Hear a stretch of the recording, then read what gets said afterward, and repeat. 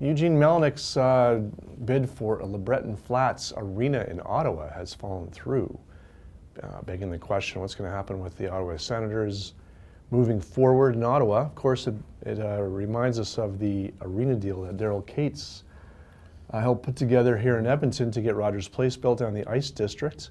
And I'm sure Eugene Melnyk and everybody in Ottawa was looking at the deal that was put together a few years ago in Edmonton and wondering how they could get it done in Ottawa. But anyway, Derek, what do you think about the situation in Ottawa right now? Well, it's not a good situation, of course, but no municipality is going to give the deal that Daryl Katz got from Edmonton to a billionaire owner. And I think that's the situation. And you talk about the pretty sweetheart deal Daryl Katz got here from the city. The city basically paid for an arena and gave him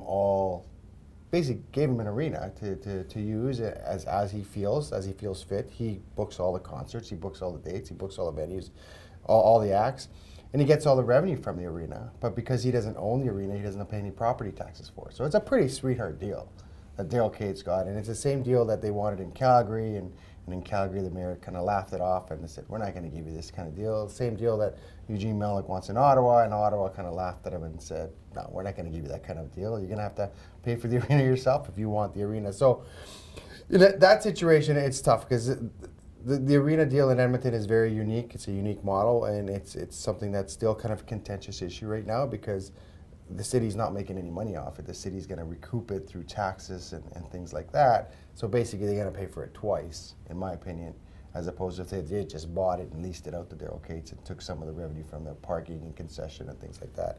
It would have worked out a little different. But when it comes in terms of right now, there's a lot of resentment to Eugene Melnyk in Ottawa, just because of how bad the Senators are doing, and I guess the situation with the arena now. And the arena now in Ottawa, if you've ever been there, it's basically like driving to the airport to go watch a game every day and then coming back, maybe even a little further than because the airport in Edmonton is out of town. Well out of town, yeah. So it's a little further. It's one road in, one road out, and then there's it's really tough to get to, and it's not convenient. And if the team is not playing well, you're not going to drive 45 minutes to go watch them play.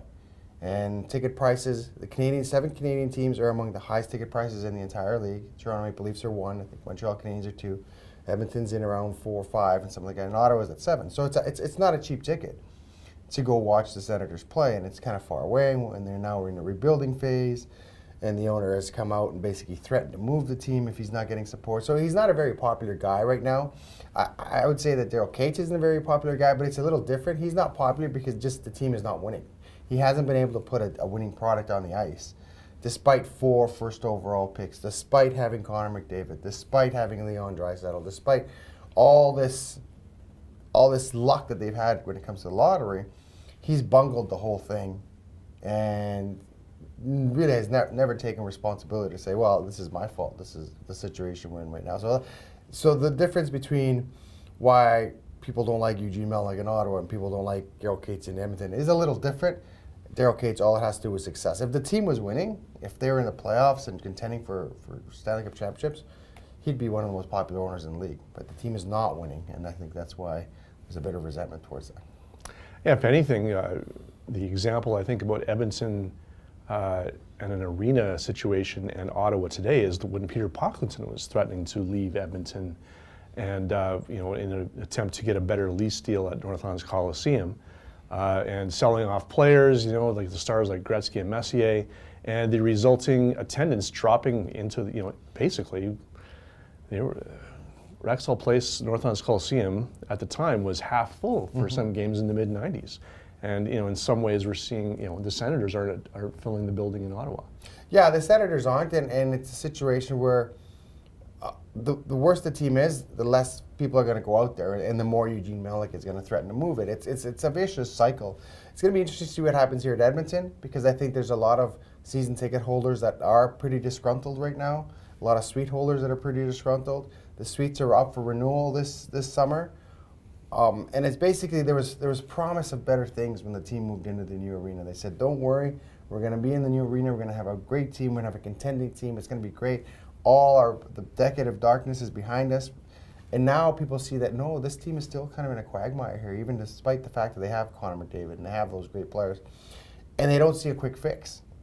And you see that it's going to be right back to where it was, except it's in a newer building. And I think the shine of the new building has gone away, so people aren't just going to kind of hang out at the arena. So now the pressure is really going to be on Daryl Katz and the Edmonton Oilers to put a winning product on the ice. And if they're not putting a winning product on the ice, I think you're really going to see the attendance suffer at Edmonton Oilers games.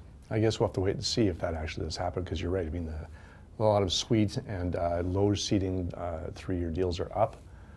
Whether or not people are going to be renewing those, it begs to be seen. How full the building will be next year, I guess it's going to be a testament to how hockey crazy Edmonton really is. So to be continued, and we'll see it soon here.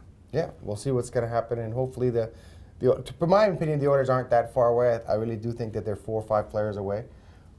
Saying that, they're at such a salary crunch right now that they're going to have to. Daryl Katz is going to have to get creative, and Daryl Katz is going to have to eat maybe a Lucic salary to be able to try and get his team back in the winning ways. It's going to be some tough decisions coming out for the Edmonton Oilers owner.